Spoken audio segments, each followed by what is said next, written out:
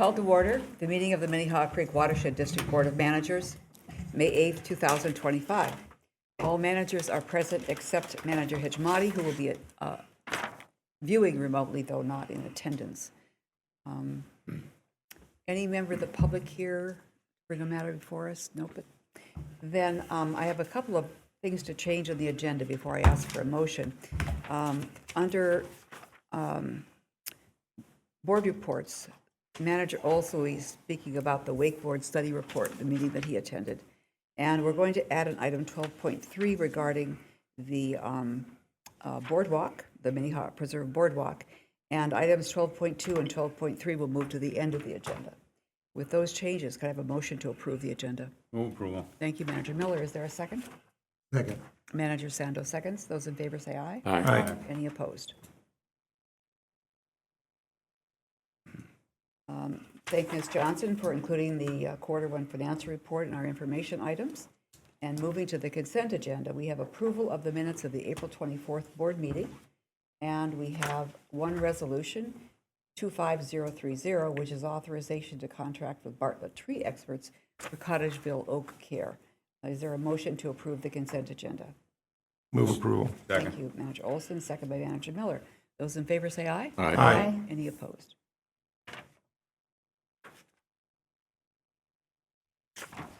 I have no meetings to report on, but just to flag an issue that will come back later. The summer tour is the same week as a board meeting. We don't know the full schedule yet, so I don't know if we're going to have to talk about whether we need to change the meeting, but just to know that that's in the offing. I'm hoping we don't have to change it. I think we can work that out. Could you remind me what dates? It's the 24th, 5th, and 6th. Is that a Tuesday, Wednesday, Thursday? And the bus will come back at some point on Thursday, but we don't know when exactly.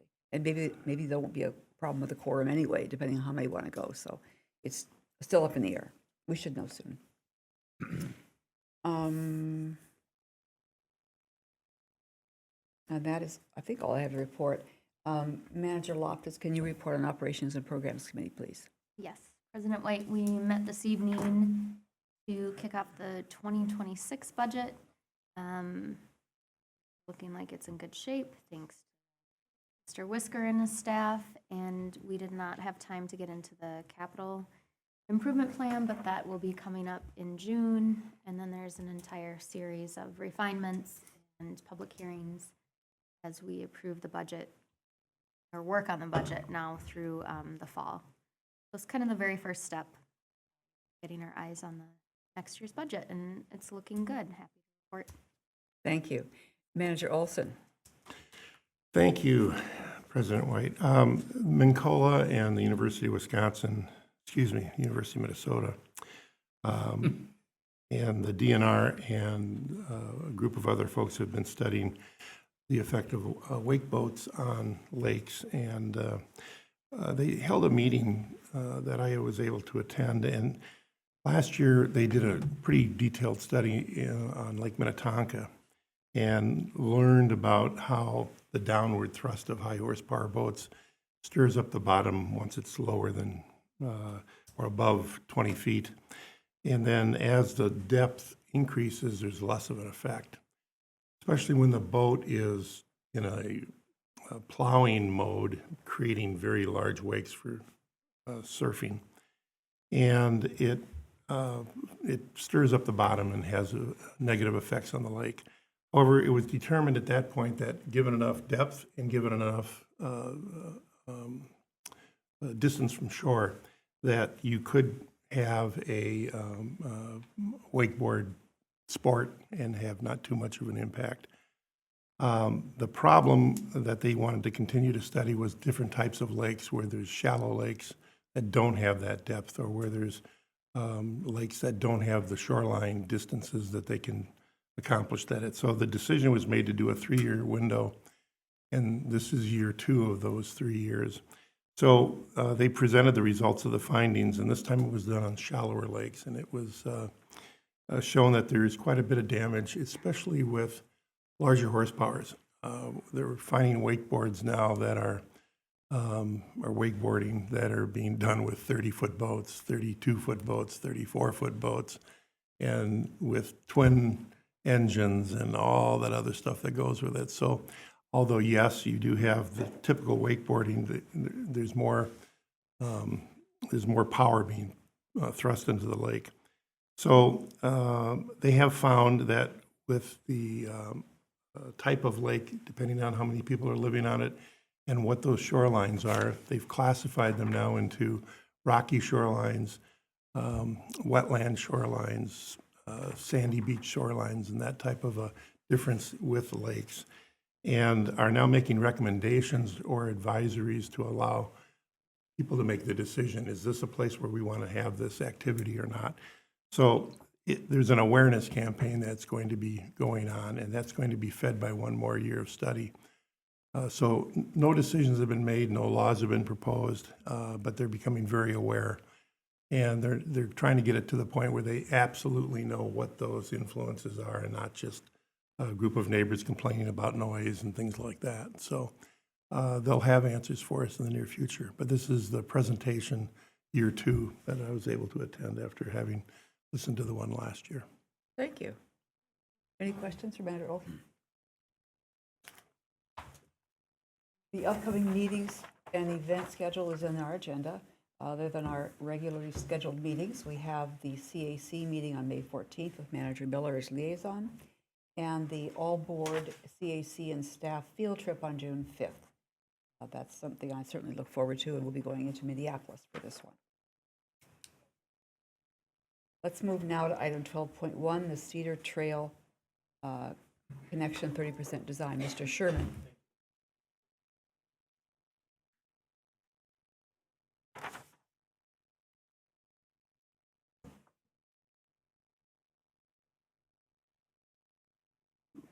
Good evening, President White, Board of Managers. I'm here this evening to provide a brief update on 30% design for the Cedar Trail connection. And since I've spoken about this fairly recently in relation to a potential property acquisition a couple weeks ago, and was here towards the end of last year giving more of a more detailed background presentation as we got into design, I'll just give a brief project background as a refresher, and then really focus this evening's presentation on any changes that we've seen between feasibility and 30%, touch on our Phase 1 ESA findings, give a brief overview of permitting at this point, our preliminary scan, and an updated cost estimate, and then focus a little bit of time on our partnerships and agreements that are moving in parallel with the design, and then finish with our anticipated next steps and any questions and discussion that the board may have.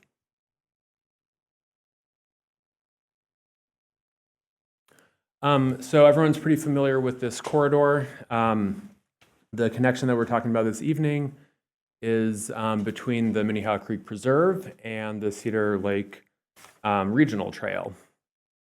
And there's sort of, the project has two main purposes. One is to provide that final bicycle and pedestrian connection and connect our local trail system up to the regional system. And while we're in there, do what we can to shore up the stream bank where there's been any degradation, and make sure that our any impacts from the trail are addressed at that time as well.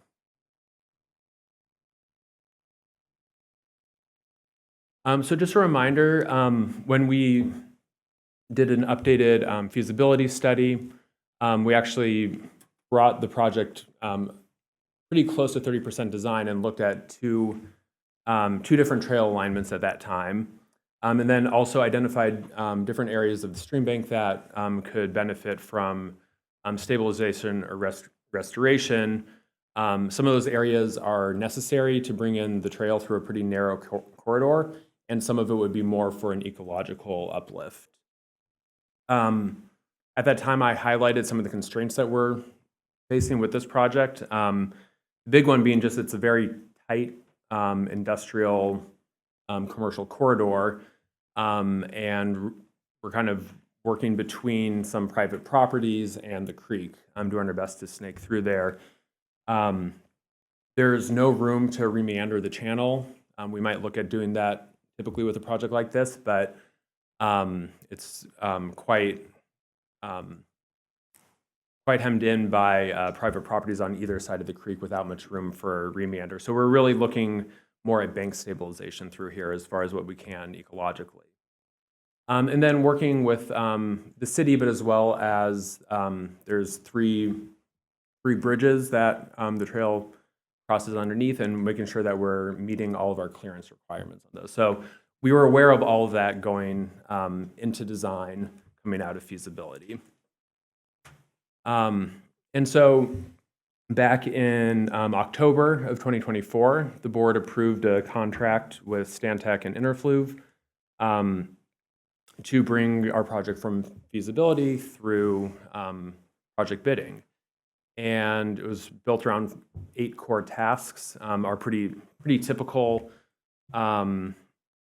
design contract, maybe with the additional note that we opted at that time to sort of enhance what we had scoped in for environmental assessment into a full phase 1 environmental site assessment based on the advice of legal counsel.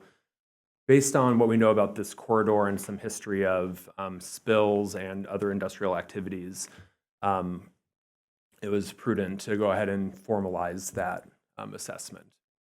So since then, we've worked through the first 2 tasks, looking at site investigation, which included survey, wetland delineation, those sorts of activities, as well as the environmental assessment. And then we've advanced our designs to 30%.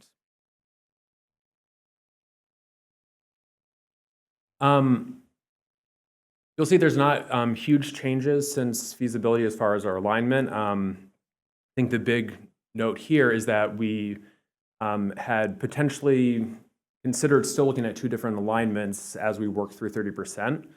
But through continued conversations with where you see 78 Powell Road, the owner there, one of the alignments had looked at going up onto that private parking lot, and it just turned out not to be feasible or desirable. And so we ended up shifting to just settling on a single alignment that worked best for us, for the city, and for the property owners. And then again, not much that we can do as far as the creek channel, except really focus on stream bank stabilization restoration, which is what we're going to be carrying forward into design.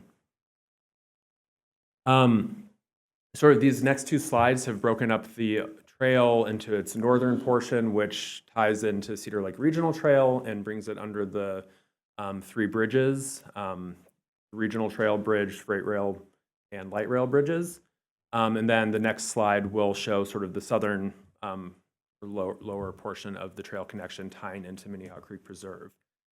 And here I just wanted to walk through again some of any changes that we've had since feasibility and some challenges that we're anticipating, as well as comments that we've received from some of our partner agencies. And I'll kind of refresh the board again on who we're working with, but for now I just wanted to kind of give a summary snapshot of kind of the nature of the comments that we've received so far. I think I spoke about this a bit when we discussed potential property acquisition along Edgebrook Drive, kind of at the top of the screen. We did our best to avoid touching public or private properties when we laid out this trail. And we're still managing to mostly do that. However, up here, some of our grading extends onto a private property. So we would either work through that through land use agreements or construction agreements. You can also, see if I can get a laser pointer here. There's also a utility pole right here where you can kind of see the trail has a little bend in it. It's not a deal breaker for the project, but it's, anytime we deal with Excel, there's kind of a lengthy process to see, if how we might work with them to coordinate construction activities under some lines that are hanging potentially a little bit low, working right next to one of their poles. So right now we've designed the project to avoid it as much as possible, but there's some potential coordination with the utilities in that region that we'll just need to budget in time to make sure we have that all ironed out before we get into construction. As we get to under the bridge, there's some challenges with high water conditions. So we've been balancing, again, maintaining 10-foot clearance along the entire corridor vertically, and that's what allows St. Louis Parks maintenance vehicles to get on there, in all seasons, plow, snow. But as we make sure that we kind of keep that clearance underneath the bridge, we start to have to lower the elevation of the pavement, and then we get into some issues sometimes of year when creek levels would be high or other direct runoff onto the trail is occurring. And I think this is, anticipated in this sort of corridor. We had similar considerations at the Louisiana Avenue Bridge. So again, it'll just be through conversations with the city to see what their preference is as far as maintenance. Do we address this through different materials under the bridge so that if water does pool, we don't damage the asphalt and those sorts of things. So this will be worked through between 30 and 60%, but just flagging that that's one of the engineering type of challenges that we're working through at the moment. And again, I think not a huge change from feasibility, but dealing with this kind of tighter portion right here, which extends onto the next slide, as the trail really skirts between the professional instruments parcel and the creek. We are going to have to use some sort of either stone toe or stone riprap for portions of the creek stabilization to make sure that we're not grading too far into the creek. And obviously, we'd like to do as much sort of vegetated stream bank stabilization as possible, but there's some sections in here that we would encroach too much into the channel if we did sort of those gentler slopes. So we're working with Stantec closely to make sure that whatever option we choose is sort of the best for the health of the creek that still allows us to get the trail through. Comments from the other agencies really mostly focused around safety considerations, all of which will be incorporated as we work from 30 to 60%.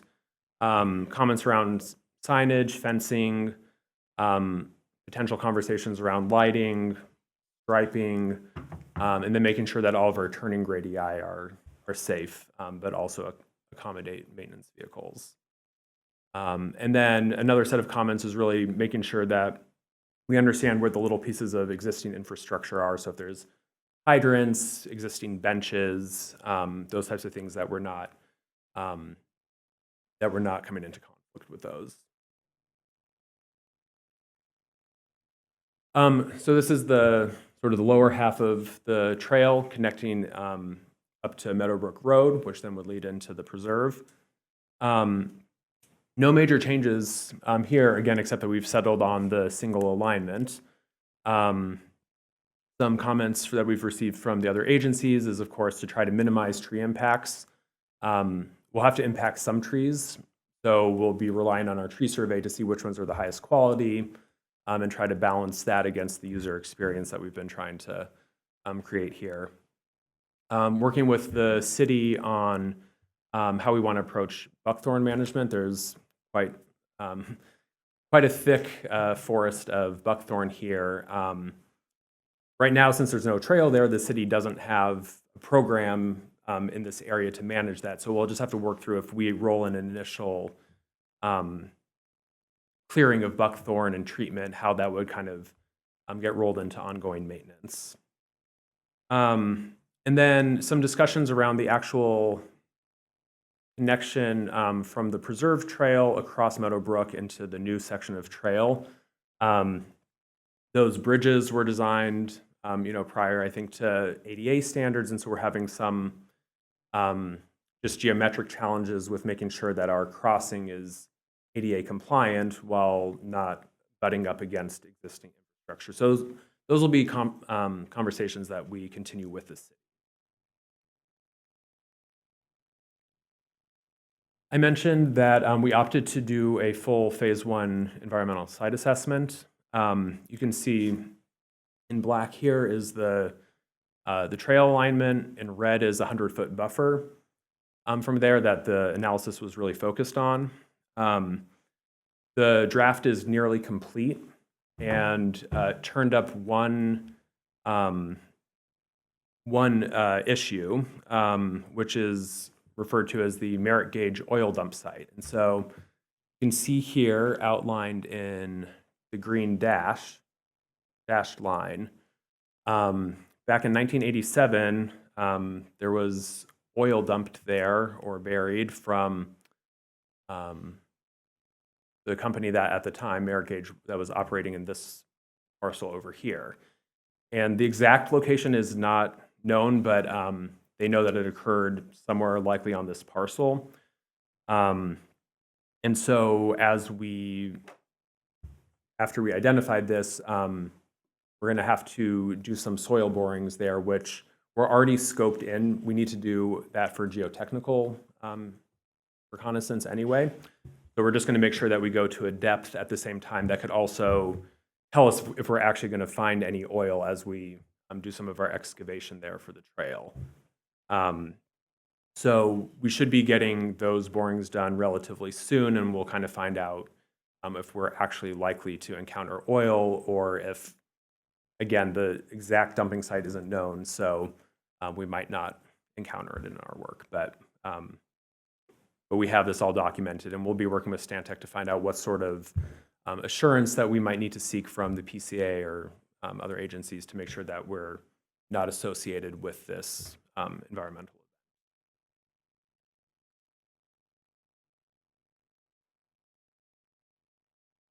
I mentioned that I was going to just touch on permitting a little bit.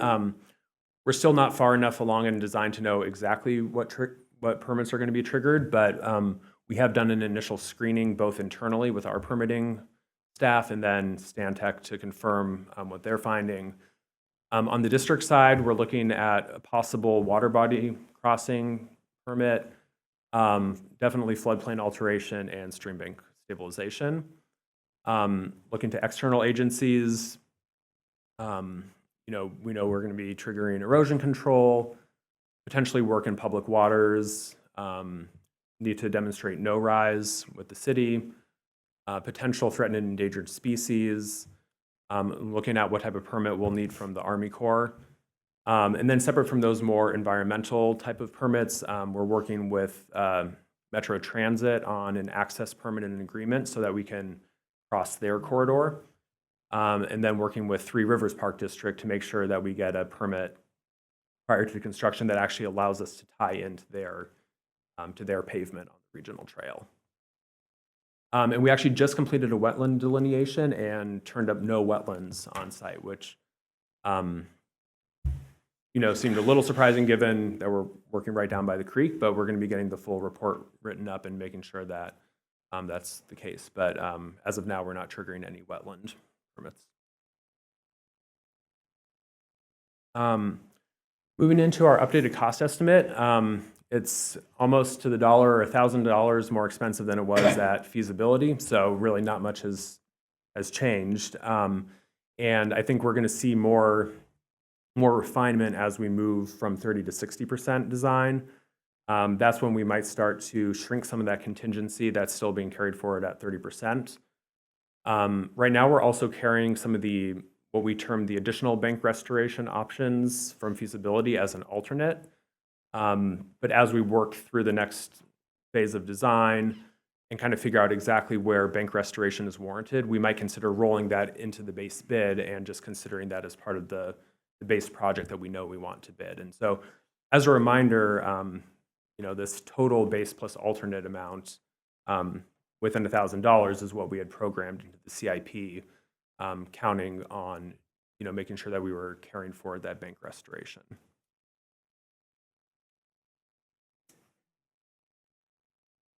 I also wanted to just remind the board, I know we've talked about this before, but the construction cost of the trail itself, not any of the ecological restoration, will be split with St. Louis Park.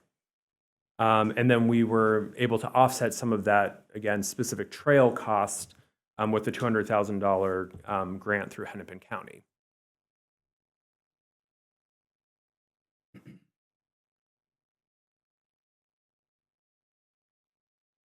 Moving on to sort of our range of partners. and some of the agreements that we're working on.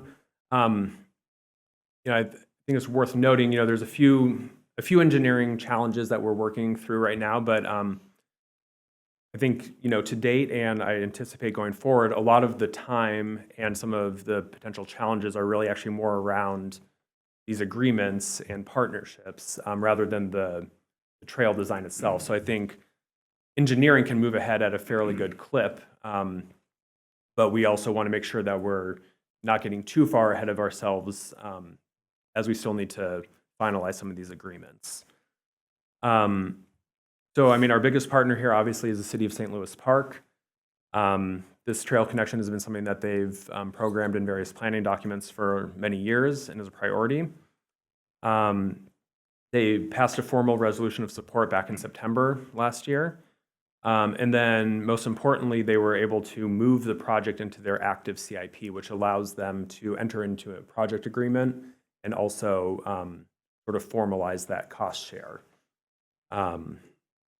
And right now, we're working on 2 agreements with the city. One is a 2-party agreement between the district and the city that governs, again, construction and cost share commitments. And the other is a 3-party agreement that's going to address how we deal with the small portion of land that we need to use that is under ownership from professional instruments.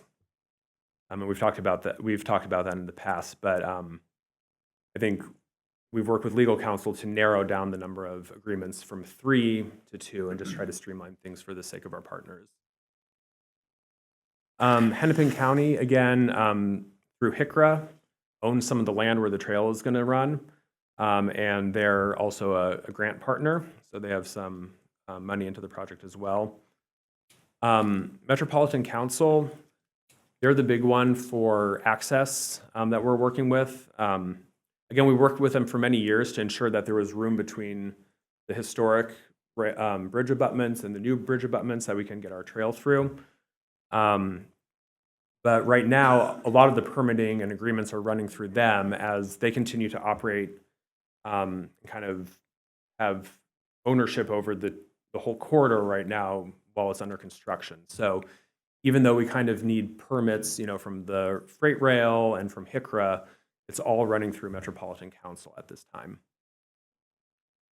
I mentioned Three Rivers. We'll need a permit from them at some point, but in the meantime, really they're kind of helping us vet design at each stage. So as we get to 30, 60, 90, they're ensuring that all of the turning radii still work for their trail tie-in, and kind of making sure that we, as we work on Blake Road and have some regional trail kiosks there, that we're going to map all of these new trail connections. So we're working closely with them on that. Professional Instruments, I mentioned they're the private company that we need to use a small portion of their property for. I can demonstrate that on the next slide a little bit visually. And they've been super cooperative, are very supportive of the project. And we're just trying to figure out with our legal counsel the most efficient way to transfer a very small amount of land that they own outside of a retaining wall that we'll need for the trail, and figure out sort of fair compensation and an easy process for that. And just to highlight this, that PIC, sorry, this is a little jumpy, but right where the pointer is, that's where the little bit of property that we need to run our trail over is. Finally, we spoke about this more recently, but there's 2 private residences that I've been in touch with the owners of and have explained, the purpose of the project and showed where the trail is going to run in relation to their backyards. One of those is the property at 7837 Edgebrook, which I briefed the board on at the last committee meeting on a potential acquisition there. So I just wanted to provide a brief update since it is related to this project. Again, we've been working closely with those homeowners for more than a year at this point. They've been very supportive of the project, and we recently learned that they're likely moving within the next few months to a year, and we had, mutually discussed the district's interest in potentially acquiring part of that, acquiring their parcel for use of part of it for our projects. Since then, we have moved forward with engaging an appraiser. We've had additional conversations with the city, which were quite positive. The city actually noted that, over the years, they've tried to acquire all parcels that touch the creek. And they actually weren't sure historically why these two, highlighted in green here, weren't part of that, initial acquisition of creek parcels. So I think they're quite interested in having those come into public ownership. This is was new information for them, the same way that it was new for the board, and so they don't have immediate thoughts on whether or not they would want to be in a long-term ownership position of it, what they might want to see happen with the parcel, but they were certainly supportive of it being acquired by the district and continuing those conversations about where it makes sense to be owned and how the parcel is used. Gabe, did they tell you what parcels they do own along the creek that they've acquired with that philosophy? Well, and Mike might have more history on this, but I think a lot of it was through a program with the DNR that happened all at once to acquire a whole swath of them. And so you can see that's why, the creek parcel where our trail is going to run, that's city-owned, and then all the properties just to the west of those two private residences are in the city. I think those were all acquired during that Okay. kind So of just program. in this area, not in other parts of the city? I think throughout the city of St. Louis Park was the goal. Yeah, and you have property, everything in blue along the creek here, but this actually, that extends, it's all transferred after that DNR program to the city, not long before we started the reserve project. So all of the properties from here all the way down to Excelsior, vice property district, the city purchased. They were either buying riparian area,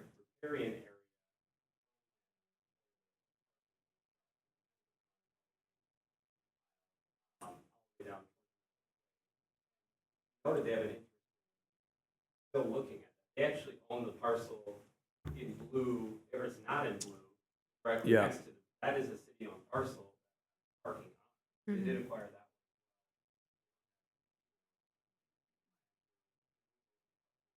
They have parcels like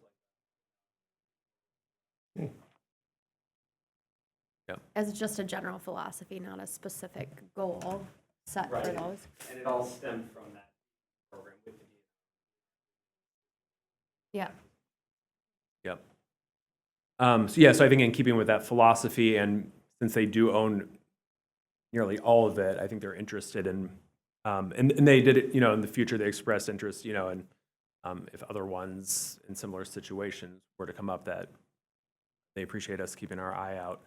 The city did say that, if demolition is what's needed to kind of accomplish some of our goals, that they'd be supportive of that, but they are interested in potentially maintaining the structure as is, and looking at, what would it look like to purchase it, but have an easement that gives us all the land we need and maintain that structure. So all those options are still, it was more of a brainstorming session than anything, but the city wants us to keep those options on the table before kind of settling on one route. So we'll hear more from the city and have additional conversations. We've had initial conversations with real estate council. We're looking at possibly extending, since we've just gone through this phase 1 ESA process for the whole trail, is just extending that analysis to this parcel, just so that we've kind of done our environmental due diligence as well. And then since I spoke to the board at the last committee meeting, I've also been in touch with the homeowners, and they continue to express interest and just want to maintain open communication. So more to come on that.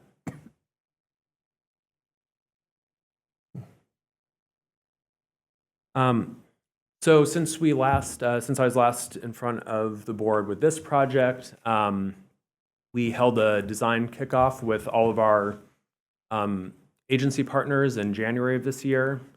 Obviously, I'm here this evening with 30% Design. Our next big design milestone is 60%, at which time we would also be looking to have our community meeting. And we do have a sort of a formal outreach and communications plan that district staff has put together.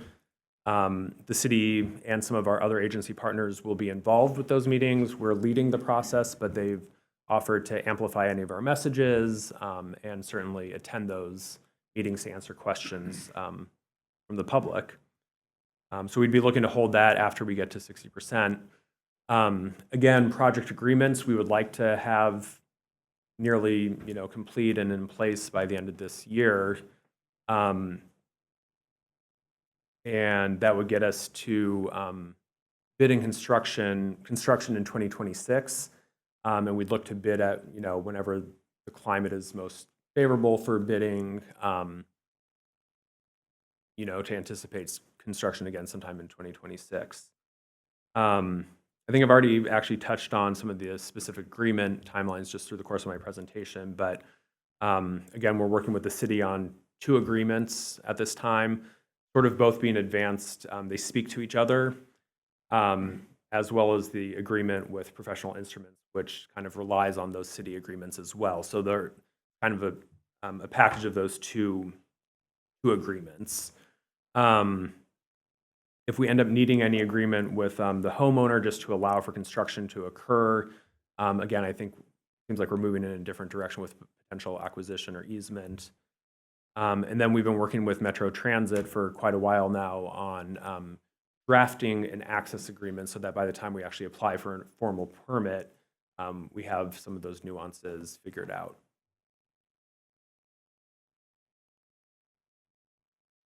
Again, there's no board action this evening. This is just an update, but I'm happy to take any questions or facilitate discussion. Thank you, Mr. Sherman. Manager Miller? Who's going to own the trail? We will turn the ownership will be turned over to the city after it's constructed. Several years ago, some fella in a date were on a motorcycle, and he had there was an opening between the 2 bridges, and they fell 30 feet, going 45 miles an hour. And I don't know what ended up happening to him, but is that opening still there in between the two trails? Well, I mean, there's space between the three No, but bridge. there was the trail, and then there was a 30-foot drop. They were riding a motorcycle on the regional trail. Yeah. It was after a bar event. Yeah, I think I believe the bridges and everything would be in the same alignment as they are But now. we have no liability on this, because they are not lit at night, any of these trails, and Right. and there's no way to stop motorcycles or anything else from going on. Right. Yeah, no, the trail would be turned over for ownership by the city after we go through our construction punch list. Manager Olson? Now that he's brought up the bridges, you have that one elevation drawing? That looks like some lines. There we go. So- It's the bottom half I'm curious Oh, about. yeah. Where it says the existing bridge low chord, Oh, yeah. why is there a 2-foot difference between some surfaces and others? Is that 2 different bridges? Why? Yeah. I mean, each bridge does have different elevations on the bottom side, and that's some of the challenge that we're working through with maintaining that 10-foot clearance throughout. Okay. Is some of the low chords, they're not consistent across all the bridges. Thank you, Mr. Meehan. Mr. Olson. It's based on the weight bearings, bridges that you see. Okay. The light rail and then where you see it moves up, that's so you visit the bridge truss. Okay. Perfect, thank you. Two, maybe, Manager a Maxwell? couple quick ones. Did Special Instrument, is that acquire the land or is that an easement? That'll be some sort of conveyance, which would likely be a purchase for a small Section of it. small piece of property for a small amount of money. And that was, to Manager Miller's point, was a liability was a request on the part of Professional Instruments for liability purposes. They preferred, since they have no use for that piece of land, they preferred not to own the underlying land, just to avoid any responsibility if someone were to fall. Later on. And it turned out to be probably simpler in some ways to simply have that come into public ownership. And then on the oil dump part, does the EPA, you've been in contact with them a couple times now, or talked to them enough times? Well, so we'll be finding out. So I mean, we have our formal phase 1 environmental site assessment report, which is just notes that location. It's well documented in all the environmental databases that's scanned for that sort of report. So the site is known to the relevant environmental agencies already. We're just going to be looking at how that impacts our ability to construct over. So everyone's aware of it, its existence. Because otherwise, Yeah. we dig into it, it'll cost a lot more money to dig it all out. Exactly, and that's what we're looking at now with, we'll be getting borings in that location to find out are we actually likely to encounter oil, or is it just, listed on the database, but we're not going to run into that during construction. And if we talk to the EPA about any cleanup cost, if that's the case, if they have to grant money for that? I think that would be a next step following the borings to find out if, but we would account for that, and I don't know. Mr. Meehan? Maxwell, what would end up happening as part of the boring? What we'll have as part of that is if you do start to see any, what we would end up doing is because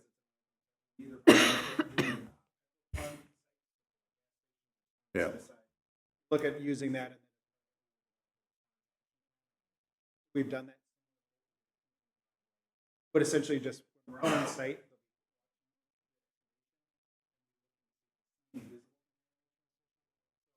Right now, yes, preliminary, but we've been on this path. I realize it's early, but but at least we're in the ball game and looking at all the stuff to do it. All right, thank you. Mr. Sherman, I drove by there yesterday just to refresh my memory about how small that site is. Where will the construction staging take place? At this point, we're actually likely looking at right here where the bend in the trail is. We probably would be using this city parcel, and we'll be coordinating that with. There's some concerns around, where the trees are located, but it seemed like this site is sort of central and kind of allows us to stage everything there. And then, as far as construction access, some of that will be determined by where we need to do floodplain mitigation excavations. And, where that occurs, we'd like, if possible, not to have to do everything from in the creek. So we'd be looking to see if there's access points from some of the neighboring parcels, but that's to be determined. Okay, thank you very much. Anything else for Mr. Sherman? Manager Sando? Is there a target completion date at all? Goal date? I think it'll depend. I mean, we would like to be in construction in 2026. I don't know yet what month that would start, so then I'm not sure. I don't think there's not a lot of, we're not doing any re-meanders or things like that, so I don't think that this would have to be winter construction, so it gives us some flexibility in when it occurs. But we'd be hoping to have this done in 2026. Anything else? Thank you very much. That was great. Thank you. Appreciate it. Item 13 on the agenda, are there any board inquiries, issues, or ideas to be brought forth? Manager Miller? I was in the preserve today, and there's a blockage on the creek. It's like a dam. A tree fell, and it's just flat, perfect. So that the big silt bar is been backed up about 50, 60 feet behind it, and the water is it's just a mess. There's no way a canoe could get through there or anything. And there's several trees down on that electric manufacturer on the, on that stretch from, North of Japs Olson? uh, it's across the street and North between of their, them, yeah. north of their parking. It's not on our, it's on the St. Louis Park part of the trail, Okay. but it's totally blocked. Thank you, Manager Miller. We'll take a look into that. Anything else? Then we'll turn to you for your report, Mr. Whisker. Thank you, President White, managers. See here.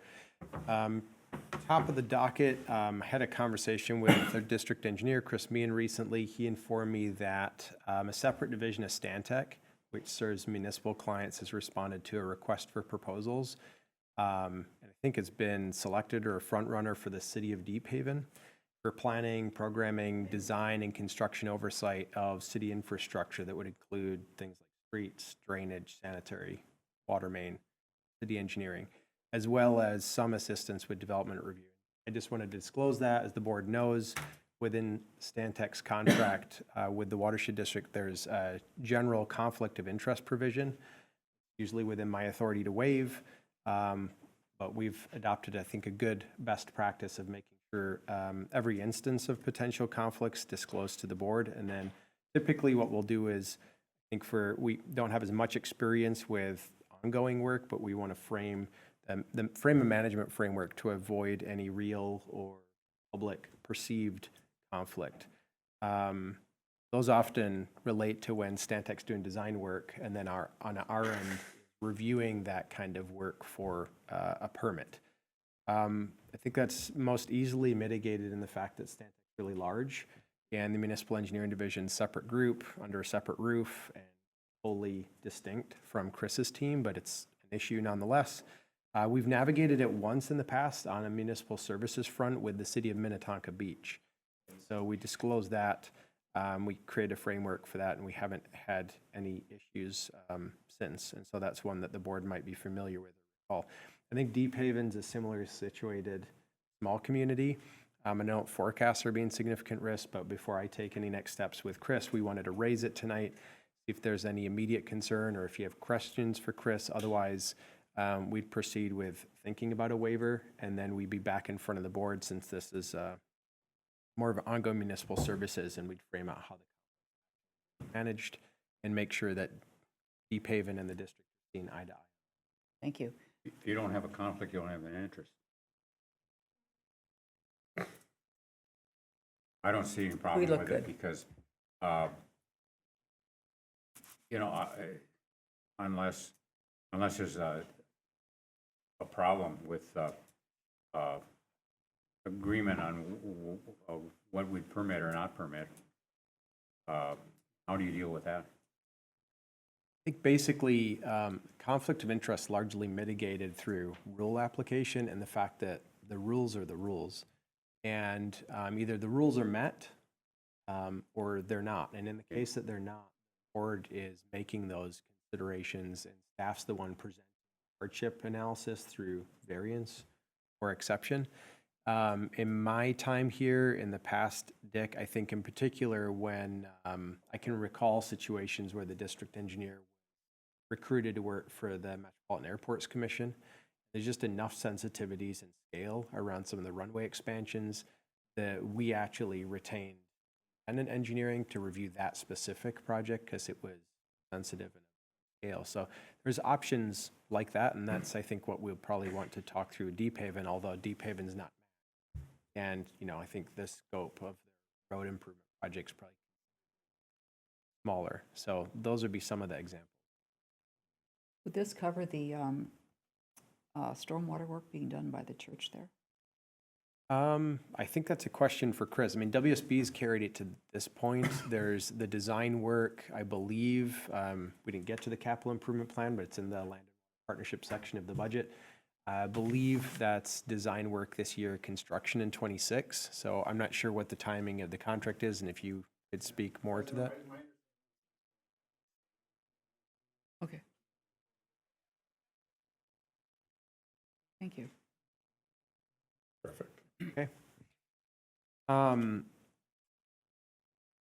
Something of interest for the board, Health Partners just announced plans for a new $400 million Lakeview Hospital in Stillwater, so just outside of the district. That sits on a whole series of natural features, wetlands, as well as Long Lake, another Long Lake, and regional trails. They've announced 2/3 of all the existing trees. I've kind of looked into it. There's a decent stand of high-value trees that buffer them for the neighborhood are going to be preserved. They're investing in 13 acres of new native prairie that's integrated into the site and accessible but for the campus and people outside the campus. Manager Miller is the one that was kind enough to forward that to me, and he had noted he saw that generally as an extension of the design philosophy that we had pioneered with Health Partners Park Nicollet at Methodist Hospital. So I don't know if you wanted to say more, but you'd asked me to No, get that on the think board's it's- radar. There's a great Strib article about it today. Yeah, it's become a kind of a landmark for the hospital. Compared to most hospitals, you look into a parking ramp or a paved parking lot. And at Methodist, you look into a wetland or a beautiful garden or a woods, and everybody comments about it when they go there.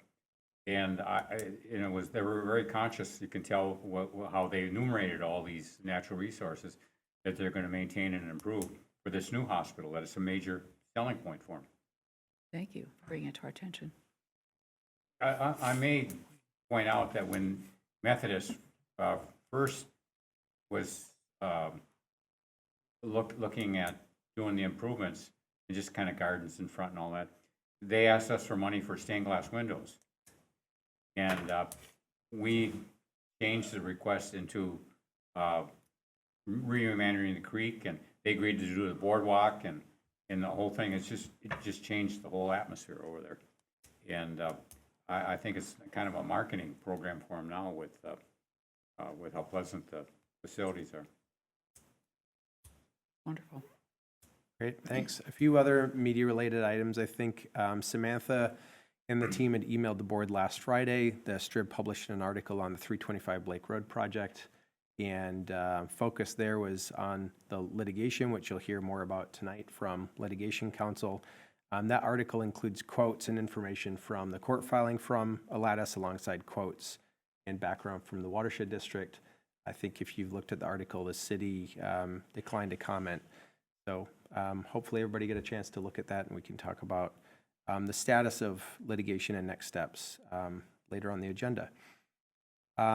In other anticipated media, last week, our outreach team, policy, planning, research, and monitoring, so that'd be Samantha, Maya, Kaylee, Becky, Brian, met with a reporter from the Laker Pioneer, the local newspaper covering the Long Lake Creek subwatershed area.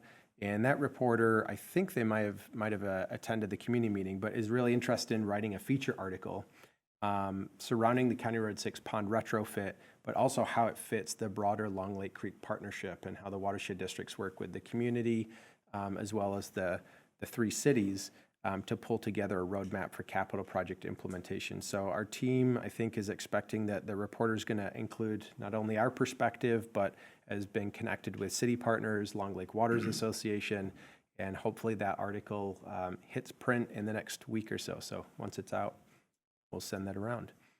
And then President White or Jerry, you might have mentioned this, but we were teed up to give a presentation to the Council of Metro Area League of Women Voters. I think we talked about it a couple times leading up to the event. Went great, wonderful bunch, hyper engaged, really deep kind of policy level questions around land and water integration, and a lot of questions about how do you actually get all of those different partners at the table talking to each other in order to make the work happen. And it was pretty fun. We get to present out at the Capital Region campus, which is beautiful, and talk about some of our work on the west side of the metro. Good event. Thank you for That is doing all. Thank you. that. The next item on our agenda is 12.2, 325 Blake Road Restoration and Redevelopment. Mr. Heyman.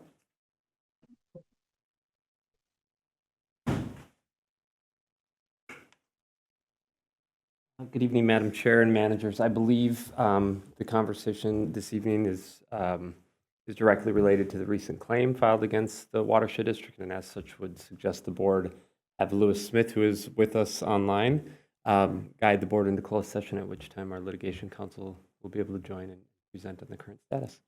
Thank you. Mr. Smith, would you state the reason? Good evening, Madam President. We'd recommend the board go into closed session for the purpose of receiving confidential legal advice, specifically concerning litigation strategy and responding to the Alatus Development versus Minnehaha Creek Watershed District and City of Hopkins lawsuit. Thank you. Is there a motion? So moved. Manager Maxwell, is there a second? Second. Manager Olson, all those in favor, please say aye. Aye. At this point, we will go into closed session. Any staff who don't need to be here are allowed to live their lives. All right, we will now move to item 13.3. 12.3. I got mixed up. 12.3. Thank you, Madam President. President. Oh. Oh, Yes, Louis, are you ready for me? Yes. I believe we are. Okay.